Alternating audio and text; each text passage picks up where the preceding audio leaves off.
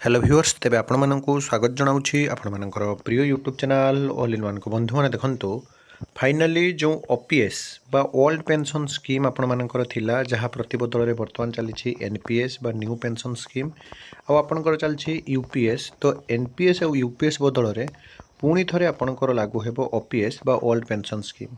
एवं यही रेकमेंडेशन वर्तमान समय 8 सीपीसी बा 8 पे कमिशन द्वारा होती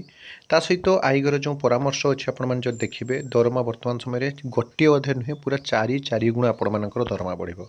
रिपोर्ट आम देखा देखूँ संप्रति देश में अष्टम वेतन आयोग उपर आलोचना जोर धरी केन्द्र सरकारी कर्मचारी दरमा भत्ता और सेवा शर्तावली में बड़ परिवर्तन दाबी कर अनेक कर्मचारी संगठन परामर्श देउछंती जदि यह प्रस्ताव गुड़ी कार्यकारी कराए तेबे यह सांप्रतिक वर्षगुड़िक कर्मचारी वेतन में सबुठ बड़ परिवर्तन होगा कथा कहुला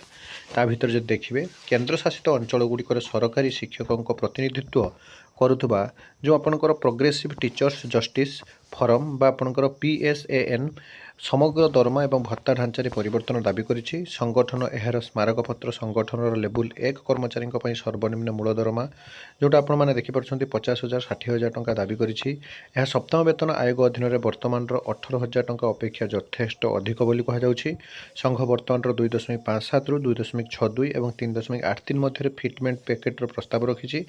एवं संगठन अनुसार वर्धित मुद्रास्फीति सहित ताल दे एही परिवर्तन गुड़िक आवश्यक कथा कहते एही परिवर्तन गुड़िक आयोगे प्रकृत वृद्धि सुनिश्चित कर स्पष्ट होइछि संघ आहुरी किछि संरचनिक संस्कार सुपारिश करिछि जेपरिक महंगा भत्ता डीए 50% रे पहुँचवा पर मूल दरमा सहित मिश्रण करने एवं डीए गणना को अधिक सक्रिय करने सहित यह शिशु सुरक्षा भत्तार एक गुरुत्वपूर्ण वृद्धि दाबी करिछि एहाकु प्रति मासरे प्रति शिशु पई प्रयोग